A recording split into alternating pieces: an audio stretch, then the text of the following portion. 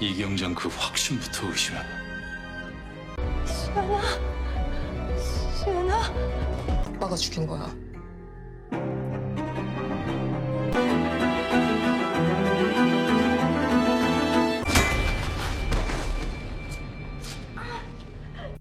Halo guys, balik lagi ke channelnya Mimin. Gimana kabar teman-teman semua? Semoga baik-baik aja ya. Oke, di video kali ini mari kita lanjutkan review dari drama Dubbed. Yang makin seru tentunya, bagaimana kelanjutannya? Ini dia reviewnya by Mimin.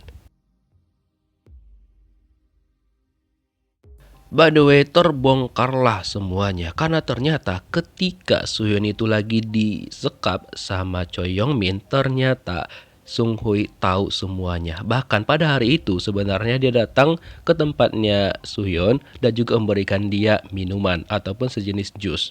Dia memujuk Suhyun untuk menuruti perkataannya Young Min, tapi Suhyun gak mau dan dia meminta tolong sama Sung Hui untuk membebaskan dia dari sana, tapi Sung Hui gak mau. Ternyata hal itu sudah diketahui sama Doyun juga, anaknya Sung Hui. Dia terus mengamatinya dan akhirnya keesokan harinya dia pergi membukakan pintu itu dan menyuruh Suhyun untuk segera pergi dari sana. Dan ketika Suhyun keluar, dia mendengar bahwa ternyata Young Min dan juga Sung Hui itu memang bekerja sama untuk membuat anak-anak itu bekerja. Mengetahui hal itu, Suhyun langsung pergi kabur dari sana dan gak lama setelah itu Young Min dan juga Sung Hui mengetahui bahwa Suhyun udah kabur. Nah sebelumnya Suhyun itu sempat mampir ke sebuah kedai dan dia meminta tolong untuk ngecas HP-nya. Setelah HP-nya penuh, dia menelpon Habin. Disitulah dia nelpon Habin dan meminta tolong sama Habin karena dia butuh bantuan. Cuma dia bilang dia harus bertemu sama Habin biar dia bisa ngomong secara langsung aja gitu.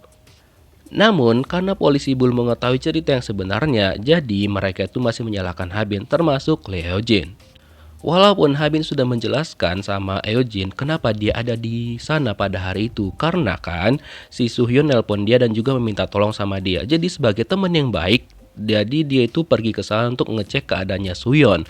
Namun ketika Habin sampai di sana, dia tuh nggak jumpa sama Suhyun, makanya dia memutuskan pergi dari sana. Tapi tetap aja, apapun yang dibilang sama Habin, Hyo-jin nggak percaya. Ditambah lagi kan, sekarang dia memiliki video ibu Habin itu memasukkan tubuhnya Suhyun ke mobilnya dia, sejenis menghilangkan barang bukti dan menganggap bahwa Habin lah yang ngekill temannya sendiri Suhyun. Makanya Yoon Jisoo melakukan hal itu dan juga menguburkan tubuhnya Suhyun di hutan. Hal itu juga memperkuat spekulasi karena polisi juga menemukan bahwa CCTV yang di kedai tempat Suhyun numpang cas HP itu diambil sama Yoon Jisoo dan juga dihilangkan sama dia CCTV itu. Jadi Jong Hwan bilang sama Tae-soo untuk bujuklah Habin biar dia ngaku. Tapi apakah Tae-soo melakukannya? Tidak, karena dia nggak mau lagi mengulangi kesalahan untuk kesekian kalinya. Jadi dia percaya sama anaknya dan bakal membuktikan bahwa bukan Habin lah pelakunya. Jadi dia bilang sama Hyo-jin, udah terserah mau percaya atau enggak, intinya dia bakal membuktikan bahwa anaknya tidak salah. Silahkan aja curigain Habin, tapi dia bakal membuktikan bahwa kecurigaan mereka itu benar-benar salah besar. 도윤이가 오늘 좀 불안해하는 것 같은데. Setelah itu, Sung Hui bersama dengan Doyun didatangkan lagi ke kantor polisi untuk diinterogasi. Sebenarnya yang diinterogasi di sini adalah Doyun, cuma karena dia masih kecil didampinginlah sama ibunya, Sung Hui. Karena Dae-hong kan baik banget tuh sama mereka, jadinya Sung Hui bilang dia bakal menjamu Dae-hong untuk diundang ke rumahnya, makan minum segala macam gitulah. Dan ketika dia lagi menerima telepon, tiba-tiba aja Doyun bilang sama Dae-hong bahwa untuk jangan datang ke rumahnya dan juga jangan pernah mencicipin masakan ibunya. Bingung dong si Dae-hong, tapi ya keburu Sung Hui datang dan setelah itu Dae-hong langsung menginterogasi Doyun. Dan setiap pertanyaan yang dia ajukan, Sung Hui selalu aja nyablak dan akhirnya Dae-hong greget juga kan, dan dia bilang sama Sung Hui bahwa Sung Hui mending keluar aja deh loh karena kamu itu mengganggu interogasi. Jadi udah lu keluar aja mendingan deh. Setelah itu polisi menemukan fakta terbaru lagi bahwa di hari meninggalnya Suhyun ternyata ada satu nomor lagi yang merupakan ponsel milik dari Choi Young Min dan diceklah sama Hyo-jin riwayat-riwayat telepon tersebut dan mereka akhirnya menemukan sebuah fakta yang menarik di mana akhirnya Hyo-jin juga curiga bahwa Sung Hui lah pelakunya. Begitu juga dengan Dae-hong berdasarkan keterangan dari Doyun juga. Jadi mereka jadi curiga kemungkinan besar pendapat Tae-soo itu benar. Dan dibuktikan lagi sama Daehong ketika dia menunjukkan pil yang digunakan sama Doyun untuk ngekill Mina. Nah, tapi di situ dia ngambil pil itu padahal kan pil itu berbahaya. Dari sinilah Daehong tahu bahwa ternyata pernyataan dari Doyun tuh udah diatur sama maknya dia. Dan Park Jun-tae juga akhirnya memberikan pernyataan ketika dia tahu bahwa Mina itu meninggoy gara-gara keracunan. Dia ingat kejadian di malam itu dan menceritakan semuanya kepada polisi. Makanya Daehong yang lainnya juga berpendapat bahwa kemungkinan besar Sung Hoi lah pelakunya. Dan Taesu juga sudah dikonfirmasi sama mereka kalau mereka nggak mencurigain Habin lagi. Dan sekarang mereka harus memikirkan bagaimana caranya biar membuat Sung Hoi ini mengaku. Hal yang pertama yang dilakukan sama Taesu adalah dia nanya sama Habin. Dia meminta tolong banget sama Habin untuk menceritakan semuanya kejadian yang diingat sama Habin untuk membantu penyelidikan. Dan Taesu juga menceritakan sama Habin bahwa dia benar-benar mencurigain Sung Hoi lah pelaku yang sebenarnya. Dan Habin membilang bahwa dia dulu ingat bahwa ibunya itu sempat menulis sebuah surat. Cuma dia nggak tahu isi surat itu apa karena dia nggak pernah membukanya. Dan beberapa hari belakangan sebelum ibunya meninggal juga, Habin heran karena ibunya sering banget bolak-balik ke pemakaman adiknya dia, ke tempat abu adiknya disimpan. Mulai dari sanalah Habin langsung berpikir bahwa ya ibunya pun sudah tidak mempercayainya lagi dan mencurigai dia sudah ngekill adiknya, bahkan Lee Soo-yeon. Setelah itu Taesu dan juga Habin pergi untuk melihat abu ibunya Habin dan juga adiknya Habin. Nah, ketika itu Habin melihat di tempatnya Soo-yeon itu ada banyak banget surat dan dia cek ternyata salah satunya adalah surat dari ibunya Yoon Ji-soo. Dan ketika dibuka sama Habin, ternyata bener aja dong. Di dalam surat itu, Soo-yeon percaya bahwa Habin itu adalah orang yang ngekill Lee Soo-yeon. Dia meminta maaf sama Soo-yeon atas apa yang terjadi. Nah, di hari itu kan ketika Soo-yeon nelpon Habin ketika dia meminta tolong, itu ternyata Jisoo mendengarkan percakapan mereka. Jadi dia curiga sama Habin kalau misalkan pertemuan itu membuat Habin bakal ngekill Lee Soo-yeon. Makanya pada malam itu dia mengikutin kemana Habin pergi. Nah, sampailah Habin kan di rumahnya si Sung Hoi, cuma waktu itu kan dia nggak ketemu sama Soo-yeon karena akhirnya dia nggak jumpa, dia memutuskan untuk pergi dari sana. Tapi Jisoo masih curiga, dia nelpon Soo-yeon dan dia mendengarkan HP Soo-yeon berbunyi dan dia mendapatin Soo-yeon sudah meninggoy dan dia pikir Habin lah yang melakukan itu sama Soo-yeon. Padahal kan tinggal tanya sama anakmu gitu loh.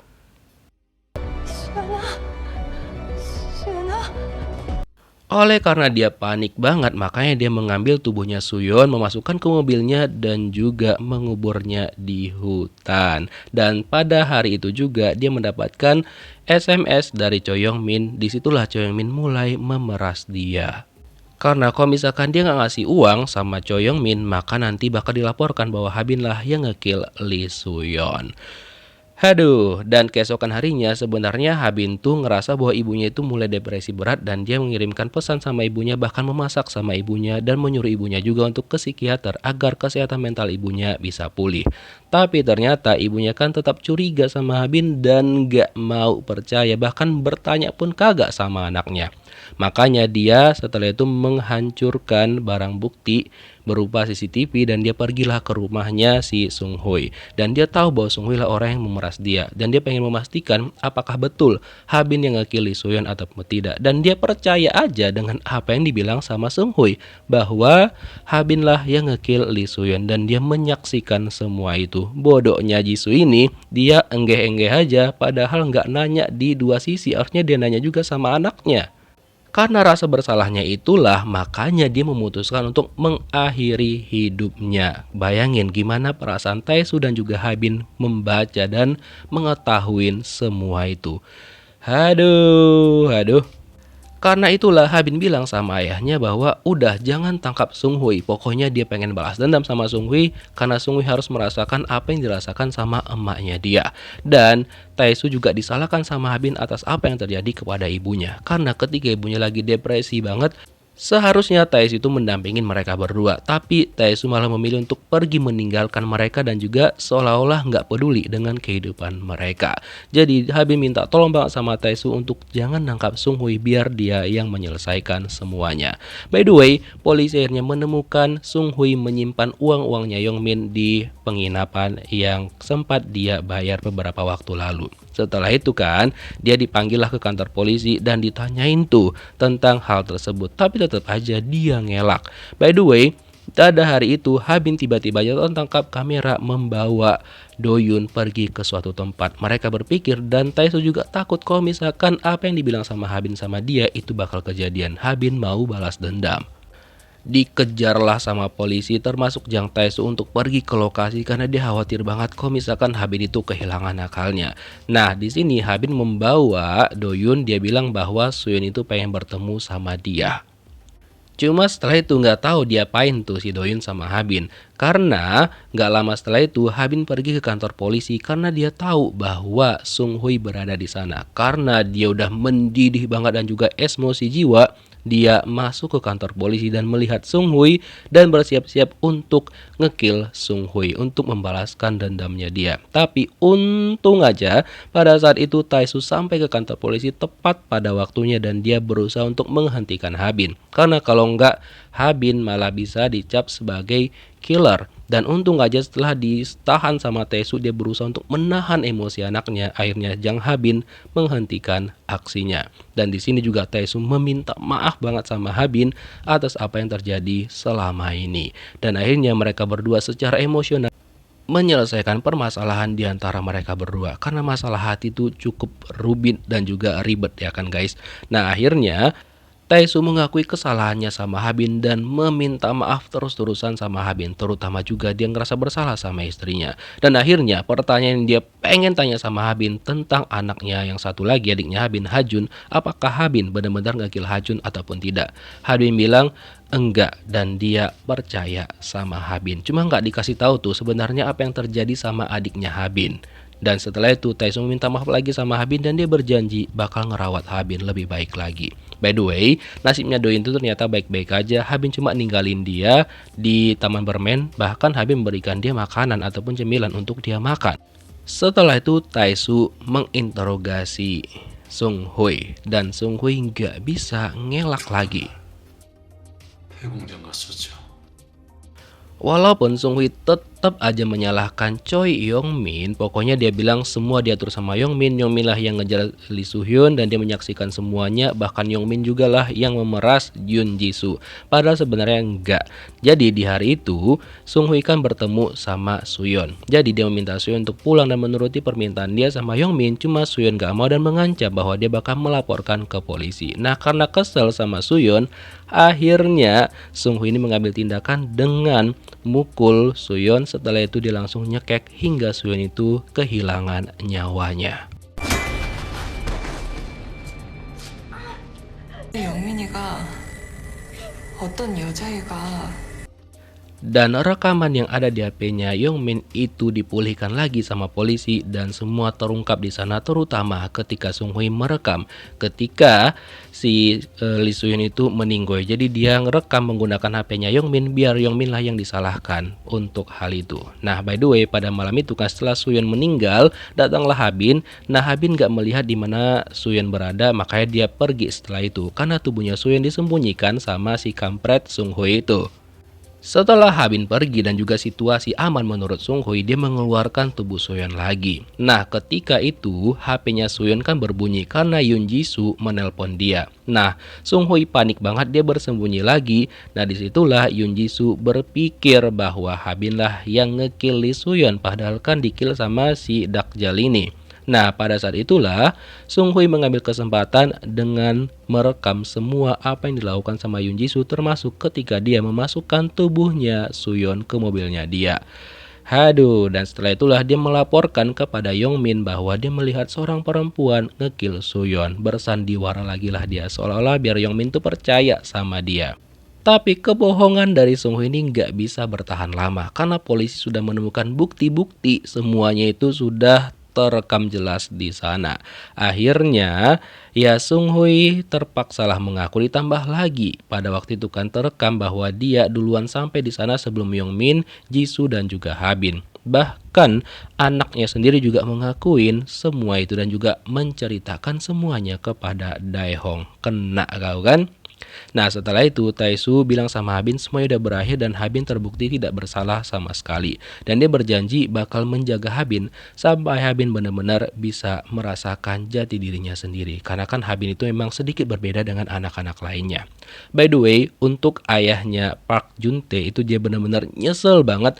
Sebenarnya dia itu juga ya, kalau misalkan dia nggak bertindak seperti itu, anaknya juga kan nggak salah. Harusnya dia mencari tahu dan juga nggak membuat tindakan gegabah seperti itu. Tapi ya nasi sudah jadi bubur. Juntae juga harus menjalankan hukuman yang dia terima, begitu juga dengan ayahnya. Karena sudah memotong tubuhnya Mina dan juga menghilangkan barang bukti. Penyesalan selalu datang belakangan karena kalau di depan itu namanya pendaftaran.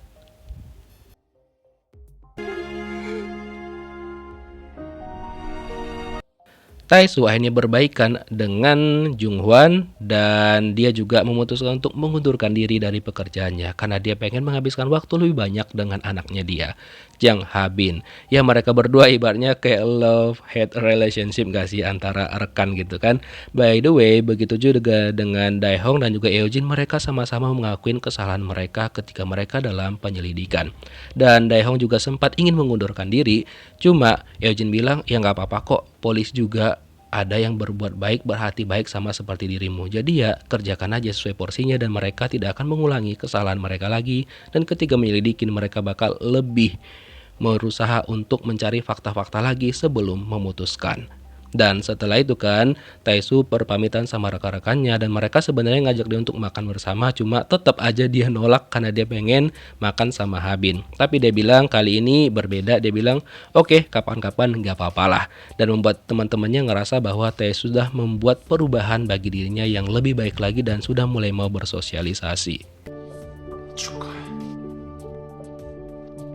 Ketika dia pulang ke rumah, akhirnya dia merayakan ulang tahunnya Habin dan memberikan kado yang dia beli dari episode 1 kemarin ya kan.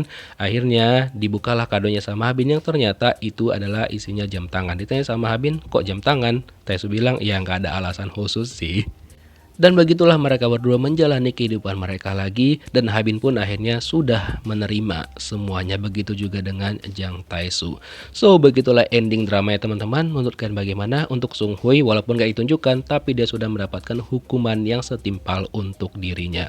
By the way, rumah Habin dan juga Taesu yang awalnya suram sekarang udah kelihatan cerah banget, begitu juga dengan bunga yang mekar di rumah mereka.